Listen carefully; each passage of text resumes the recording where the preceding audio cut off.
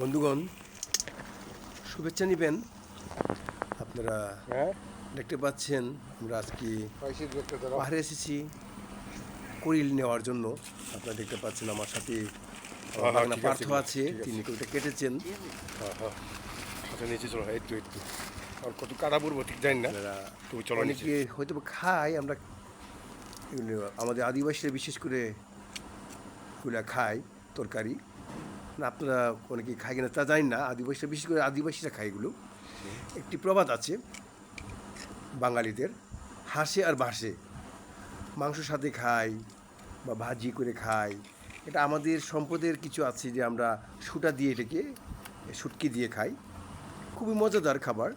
আপনারা দেখতে পাচ্ছেন বন্ধুগণ, আপনাদের দেখানোর চেষ্টা করছি, সাথে থাকুন। তাই আজ আর নয়, আবার দেখাবে অন্য কোন এক জায়গায় বন্ধুগণ।